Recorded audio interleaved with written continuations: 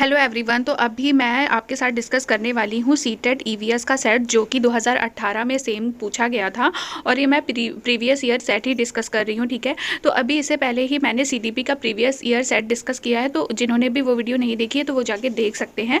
और अभी मैं ईवीएस का सेट डिस्कस करने जा रही हूँ और ये 2018 में पूछा गया था। ठीक है, तो चलिए देख लीजिए कि किस तरह से क्वेश्चन पूछे जाते थे और किस तरह से क्वेश्चन आपसे पूछ सकता है जो 20 अगस्त को पेपर होने वाला है उसमें।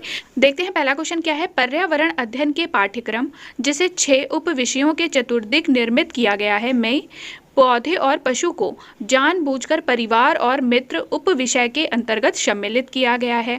पौधे और पशु को परिवार और मित्र उप विषय के अंतर्गत सम्मिलित किया गया है। ठीक है, इसके लिए निम्नलिखित में से एक कारण को छोड़कर सभी कारण हो सकते हैं। वह एक कारण कौन सा है?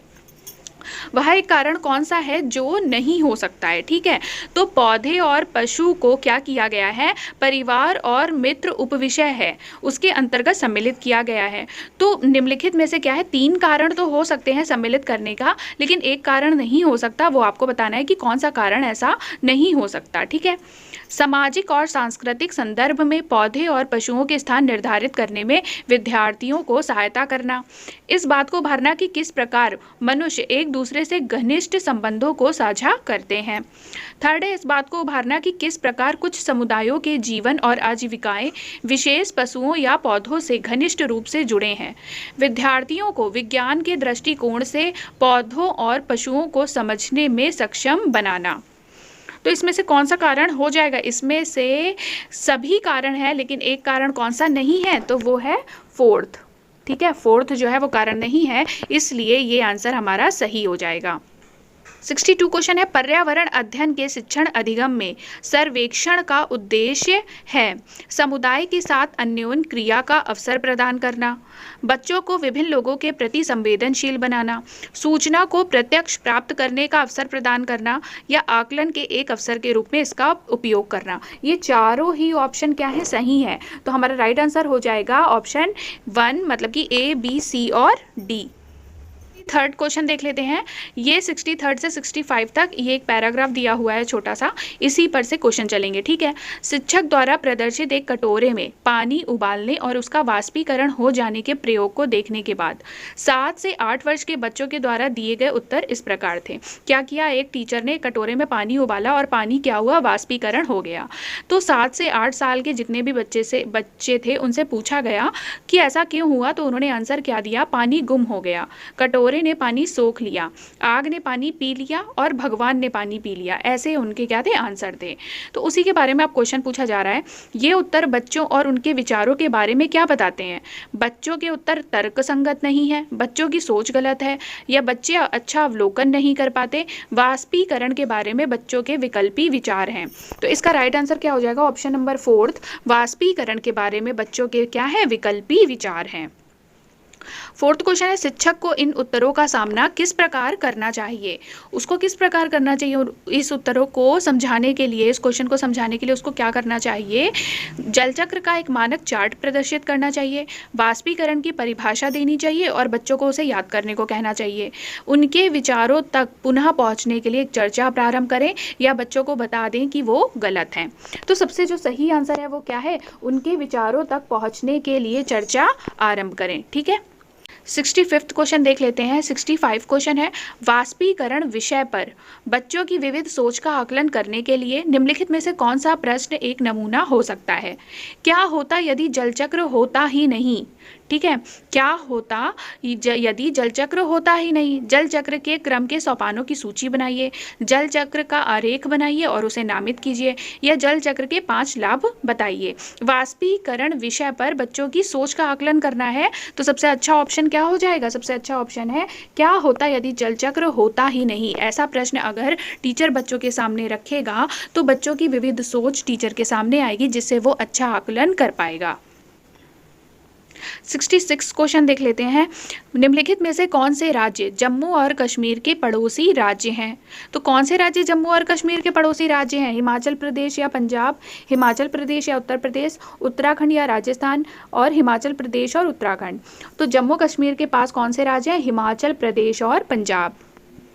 प्रत्येक स्थान के नाम के साथ उस क्षेत्र में बनाए जाने वाले सामान्य घरों के सही विवरण का मिलान कीजिए। ठीक है, तो यहाँ पे ये बताया गया है कि एक जगह स्थान दे दिए गए हैं इस साइड, और इस साइड दिए गए हैं कि घर, मतलब इस राज्य में ऐसे घर बनते हैं, किस राज्य में कैसे घर बनते हैं, इसमें हमें क्या करना है, मिलान करना है।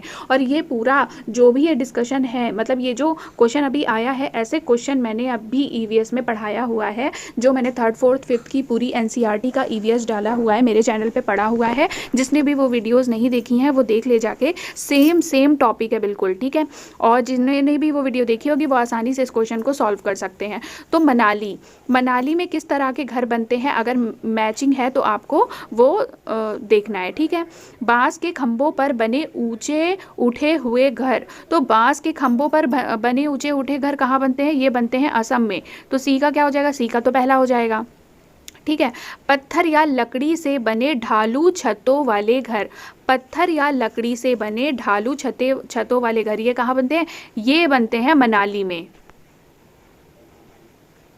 ये बनते हैं मनाली में। ठीक है, अब देखते हैं राजस्थान में मिट्टी के घर जिनकी छतें कटीली झाड़ियों से छाई होती है, ये बनते हैं राजस्थान में। ठीक है, और लद्दाख में कैसे बनते हैं, पत्थर के बने घर जिनके फर्श और छतें लकड़ी की बनी होती हैं। डी का हो जाएगा 5वां। ठीक है, तो हमारा आंसर क्या हो जाएगा, ए का हो जाएगा दूसरा, बी का हो जाएगा चौथा, बी का चौथा किस में है, बी का हो जाएगा चौथा, ए का हो जाएगा दूसरा। तो दूसरा ऑप्शन हमारा सही लग रहा है, सी का है पहला, डी का है 5वां, तो दूसरा ऑप्शन हमारा सही हो जाएगा। इस तरह से क्वेश्चन देखने को बहुत मिलता है पेपर में। ठीक है, पशुओं की त्वचा पर विविध पैटर्न जो डिज़ाइन होती है वो क्या दिखाती है, उनकी शारीरिक शक्ति को इंगित करती है, परावर्तित प्रकाश के कारण होती है, उनकी त्वचा पर बालों के कारण होती है, या उस जलवायु के कारण होती है जिसमें वे रहते हैं। तो ये किस लिए होती है, ये उनकी त्वचा पर बालों के कारण होती है। ये सेम क्वेश्चन मैंने पढ़ाया है अपनी ईवीएस का जो वीडियो है उसमें मैंने पढ़ाया हुआ है, और ये इम्पॉर्टेंट भी है। जो व्यक्ति जंगल में कम से कम 25 वर्षों से रह रहे हैं, उनका उस जंगल भूमि पर और उसमें पैदा होने वाली वस्तुओं पर अधिकार है।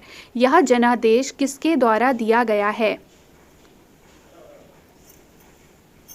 यह जनादेश दिया गया है जंगल अधिकार अधिनियम 2007 के द्वारा। ठीक है, 70 क्वेश्चन देख लेते हैं। निम्नलिखित में से मच्छरों द्वारा फैलने वाले रोगों का समुच्चय कौन सा है, कौन सा है, HIV तो है नहीं, एड्स ये गलत हो जाएगा, HIV ये गलत हो जाएगा, डेंगू मलेरिया चिकुनगुनिया, मतलब ऑप्शन नंबर 3 हमारा क्या है, सही हो जाएगा। मच्छरों द्वारा फैलने वाला रोग है डेंगू मलेरिया और चिकुनगुनिया।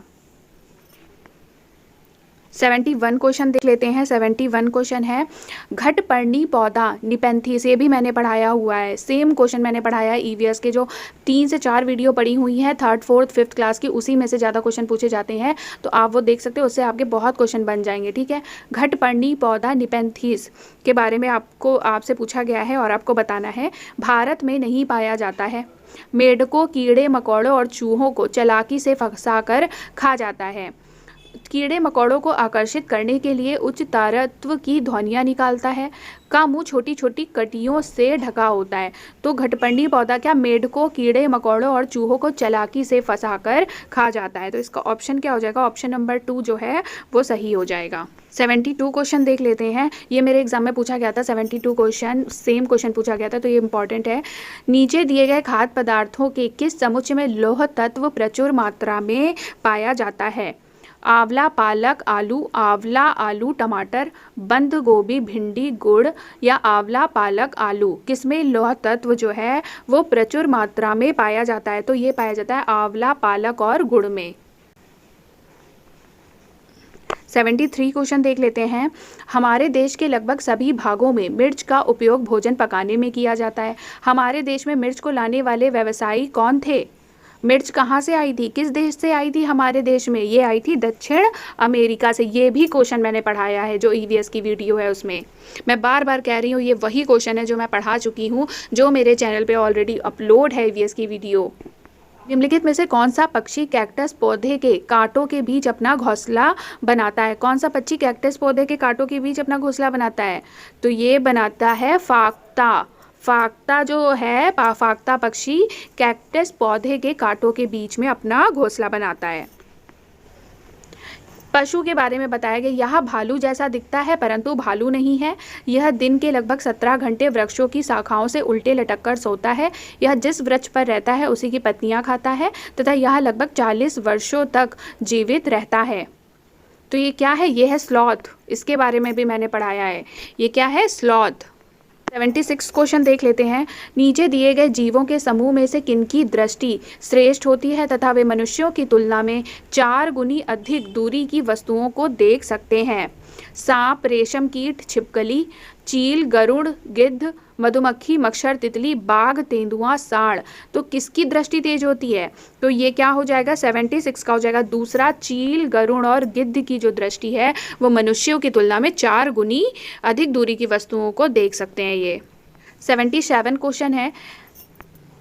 खेती के बारे में बताया गया है और बताया गया है कि किस तरह की ये खेती है, आपको ये बताना है। ठीक है।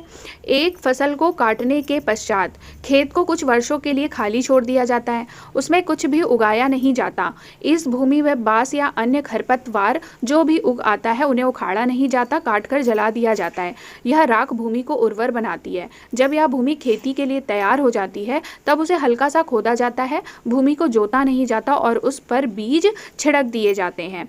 ऐसी खेती को कौन सी खेती कहते हैं? ऐसी खेती को बोलते हैं झूम खेती। कौन सी खेती? झूम खेती। जब कोई सपेरा अपने वाद्य यंत्र बीन को बजाता है तो सांप उसकी ध्वनि पर अपने सिर को इधर उधर घुमाता है। आपके विचार से सांप वाद्य यंत्र के प्रति अनुक्रिया कैसे कर रहा है? उस वाद्य यंत्र को सूंघकर, उस वाद्य यंत्र की ध्वनि को सुनकर, उस वाद्य यंत्र की गति को देखकर, उस वाद्य यंत्र द्वारा उत्पन्न कंपनों के प्रति अनुक्रिया करके। तो ऑप्शन नंबर 4 क्या है? सही हो जाएगा। उस वाद्य यंत्र द्वारा उत्पन्न कंपनों के प्रति अनुक्रिया करके। ठीक है। परिवार एक इकाई है जिसमें माँ, पिता और उनके 2 बच्चे हैं। यह कथन है। यह सही नहीं है क्योंकि परिवार कई प्रकार के होते हैं तथा परिवार का केवल एक ही प्रकार में वर्गीकरण नहीं किया जा सकता। ये सही है क्योंकि यहाँ किसी आदर्श परिवार का आकार है। सत्य है क्योंकि सभी भारतीय परिवार इसी प्रकार के होते हैं। सही नहीं है क्योंकि इस कथन में यहाँ स्पष्ट करना चाहिए कि बच्चे जैविक होते हैं। तो ऑप्शन नंबर 1 सही है कि परिवार एक ही प्रकार का नहीं होता, परिवार कई प्रकार के होते हैं। मिश्रित परिवार भी होता है और एकल परिवार भी होता है। 80 नंबर देख लेते हैं। मानवों के पेट में अमाशय रस की प्रकृति डैश होती है और वह भोजन के पाचन में सहायता करता है। अमाशय रस की प्रकृति कैसी होती है? अमाशय रस की प्रकृति अम्लीय होती है। कैसी होती है? अम्लीय होती है। 1 क्वेश्चन थोड़ा सा बड़ा है तो थोड़ा छोटा लग रहा होगा आपको, तो ध्यान दे दीजिएगा थोड़ा। कक्षा 3 के एक शिक्षक ने अपने बच्चों को निम्नलिखित पेड़ों पौधों की पत्तियों को विभिन्न वर्गों में वर्गीकृत करने को कहा, जैसे नींबू, आम, तुलसी, पुदीना, नीम, केला आदि। कुछ विद्यार्थियों ने पत्तियों का वर्गीकरण इस प्रकार किया: दवाओं के गुणों वाली पत्तियों और दवाओं के गुण से रहित पत्तियां, बड़ी पत्तियां और छोटी पत्तियां। शिक्षक ने समूह ए को सही माना और समूह बी को गलत। निम्नलिखित कथनों में से कौन सा कथन अधिगम और आकलन के प्रति शिक्षक के दृष्टिकोण को प्रतिबिंबित करता है? बच्चे बहुत प्रकार के संदर्भों को कक्षा में ले आते हैं जिसकी सराहना होनी चाहिए। अपने अनुभवों पर निर्भर करते हुए बच्चे वर्गीकरण के बहुत से तरीकों का उपयोग कर सकते हैं। वर्गीकरण का काम बहुत विशिष्ट और स्त्रीकृत है तथा इसका एक ही सही उत्तर होता है। यह क्रियाकलाप पत्तियों से सूचना ग्रहण करने पर केंद्रित है जिसका भिन्न अर्थ लगाया जा सकता है। तो 81 का क्या आंसर हो जाएगा? 81 का आंसर हो जाएगा 3rd। वर्गीकरण का काम बहुत विशिष्ट है और स्त्रीकृत है तथा इसका एक ही सही उत्तर होता है। 82 देखते हैं। पर्यावरण अध्ययन की अपनी कक्षा में समूह क्रियाकलाप का निर्माण करते हुए आप निम्नलिखित विचारों में से किनका ध्यान रखोगे? बच्चों की रुचियों का ध्यान रखना है। लड़कों और लड़कियों को समान रूप से रुचिकर लगे। इसमें मूल्यवान सामग्री लगी हो। सभी धार्मिक और सांस्कृतिक पृष्ठभूमि के बच्चों को रुचिकर लगे। तो क्या हो जाएगा राइट आंसर? इसका राइट आंसर हम देख लेते हैं। बच्चों की रुचियों का ध्यान तो हमें रखना ही है, तो पहला तो सही है। लड़कों और लड़कियों को समान रूप से रुचिकर लगे, ये भी सही है। इसमें मूल्यवान सामग्री लगी हो, ऐसा कोई ज़रूरी है नहीं, तो ऑप्शन नंबर 3 तो सी तो गलत हो जाएगा। सभी धार्मिक और सांस्कृतिक पृष्ठभूमि के बच्चों को रुचिकर लगे, ये भी सही हो जाएगा। तो A, B, D मतलब कि ऑप्शन नंबर 1 हमारा सही आंसर है। क्वेश्चन देख लेते हैं। 83 क्वेश्चन है, निम्नलिखित सभी कथन पर्यावरण अध्ययन में सामूहिक रूप से क्रियाकलापों में संलग्न शिक्षकों और विद्यार्थियों के पक्ष में तर्क प्रस्तुत करते हैं। केवल एक कथन को छोड़कर वह कथन कौन सा है? बच्चे दूसरे बच्चों से बात और बहस करने से अधिक सीखते हैं। समूह क्रियाकलापों की वजह से बच्चे अंक उपलब्धि में अच्छा सुधार प्रदर्शित करते हैं। प्रौढ़ों के समर्थन से बच्चों को अपनी क्षमता से अधिक ज्ञान के निर्माण में सहायता मिल सकती है। बच्चे परस्पर सामंजस्य और सहयोग करना सीखते हैं। तो समूह में क्रियाकलापों में एक को छोड़कर बाकी तो सब सही है। कौन सा एक है जो गलत है बताना है आप लोगों को। तो जो गलत है वो क्या है? ऑप्शन नंबर 2, समूह क्रियाकलापों की वजह से बच्चे अंक उपलब्धि में अच्छा सुधार प्रदर्शित करते हैं। हमारा अगर हम कुछ क्रियाकलाप करवा रहे हैं तो इसका मतलब ये नहीं है कि केवल हमें बच्चों के अंक पर ध्यान देना है, हमें उनका सर्वांगीण विकास करना है, ना कि केवल अंक पर ध्यान देना है कि उनके अंक अच्छे आ जाएं। ठीक है। समूह कार्य से पर्यावरण अध्ययन कर रहे बच्चों की सामाजिक व्यक्तिगत विशेषताओं के आकलन के लिए निम्नलिखित में से कौन सा उपकरण सर्वाधिक उपयुक्त होगा? समूह कार्य से पर्यावरण अध्ययन कर रहे बच्चों की सामाजिक व्यक्तिगत विशेषताओं के आकलन के लिए निम्नलिखित में से कौन सा उपकरण सर्वाधिक उपयुक्त होगा? कौन सा उपकरण उपयुक्त होगा? समूह कार्य में बच्चे समूह कार्य कर रहे हैं और उनकी विशेषताओं का आकलन करना है, तो कौन सा उपकरण जो है वो उपयुक्त होगा? निर्धारण मापनीय उपयुक्त होगा। ठीक है। 85 क्वेश्चन देख लेते हैं। 85 क्वेश्चन है, नीचे पौधों के बारे में बच्चों के कुछ सहजानुभूत विचार दिए गए हैं। इनमें से कौन सा विचार वैज्ञानिक दृष्टि से ठीक है? पौधों के बारे में बच्चों के विचार हैं। ठीक है। इनमें से आपको बताना है कौन सा ठीक है। बीज किसी पौधे का हिस्सा नहीं होते। गाजर और बंद गोभी पौधे नहीं है। घास पौधा नहीं है। कुछ सब्जियां फल होती हैं। तो जो ऑप्शन 4 है वो विचार क्या है? सही है, बाकी 3 गलत है। 86 क्वेश्चन है, कक्षा 4 की एक शिक्षिका ने अपने विद्यार्थियों से कहा, कुछ वयोवृद्ध लोगों से यह पूछिए कि जब वे जवान थे तो क्या उन्होंने कुछ ऐसे पौधे देखे थे जो आजकल दिखाई नहीं पड़ते? उपयुक्त प्रश्न के पूछे जाने पर निम्नलिखित में से किस कौशल के आकलन की संभावना नहीं है? किस कौशल के आकलन की संभावना नहीं है? प्रश्न पूछना, अभिव्यक्ति, प्रयोग या चर्चा। तो किसकी संभावना नहीं है? भाई प्रयोग की ही तो संभावना नहीं है, क्योंकि प्रश्न पूछ रहा है बच्चा, अभिव्यक्ति कर रहा है बोल के, चर्चा कर रहा है, केवल क्या नहीं कर रहा? प्रयोग नहीं कर रहा। तो इस कौशल के आकलन की संभावना नहीं है। एक शिक्षक प्रत्येक बच्चे को अपने घरों की रद्दी सामग्री से कुछ उपयोगी वस्तु बनाने को कहता है। शिक्षक का शैक्षिक अभिप्राय नहीं है। तो अगर कोई वो वस्तु बनाने को कह रहा है तो उसका क्या अभिप्राय होगा और क्या नहीं होगा? तो जो नहीं है उसको आपको टिक करना है। ठीक है।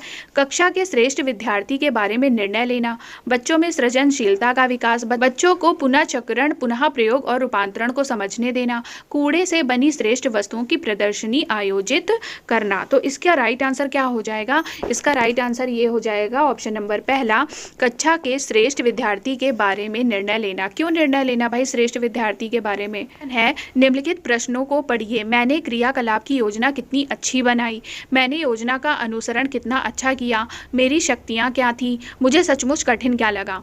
ऊपर दिए गए 4 प्रकार के प्रश्नों के उत्तरों से होगा शिक्षक द्वारा समग्र आकलन, बच्चों का 100 आकलन, शिक्षकों का 100 आकलन, बच्चों और शिक्षकों दोनों का 100 आकलन। तो क्या होगा? क्या हो जाएगा आंसर? बताइए आप लोग। आंसर हो जाएगा बच्चों और शिक्षकों दोनों का 100 आकलन। 89 क्वेश्चन है। 89 क्वेश्चन देख लेते हैं। पर्यावरण अध्ययन की पाठ्य पुस्तक में प्रयुक्त भाषा तकनीकी और औपचारिक होनी चाहिए। बच्चे की दिन प्रतिदिन की भाषा से संबद्ध होनी चाहिए। रूखी और बच्चों के द्वारा समझने में कठिन होनी चाहिए। परिभाषाओं पर बल देते हुए औपचारिक बनाई जानी चाहिए। तो तकनीकी और औपचारिक तो होनी नहीं चाहिए। ठीक है। रूखी और बच्चों के द्वारा समझने में कठिन होगी तो बच्चे पढ़ेंगे कैसे? बच्चे समझेंगे कैसे पाठ्य पुस्तक को? परिभाषाओं पर बल देना भी जरूरी नहीं है। ऑप्शन क्या है? सेकंड राइट हो जाएगा कि दिन प्रतिदिन की भाषा से संबंधित होनी चाहिए। ठीक है। एक शिक्षक अपने विद्यार्थियों को विभिन्न पशुओं के चित्र देता है और उन पशुओं पर रंग भरने को कहता है जो हमारे घरों में नहीं रहते। इस क्रियाकलाप का उद्देश्य है सृजनात्मकता का विकास करना, अवलोकन का विकास करना, वर्गीकरण कौशल का विकास करना या डेटा संग्रह का विकास करना। तो क्या हो जाएगा, देखो जब वो उसमें कलर भरने को कह रहा है तो सृजनात्मकता का तो विकास हो रहा है, अवलोकन का भी विकास हो रहा है, वर्गीकरण कौशल का विकास हो रहा है, क्योंकि वो उन पशुओं में रंग भरने को बोल रहा है जो पशु उसके घर में नहीं रहते। ठीक है, तो डाटा संग्रह का विकास जो है वो नहीं हो रहा, बाकी इन तीनों का विकास तो हो रहा है। मतलब कि A, B एंड C, मतलब ऑप्शन नंबर 2 क्या है, सही हो जाएगा। तो यहीं तक थी video. Thank you so much.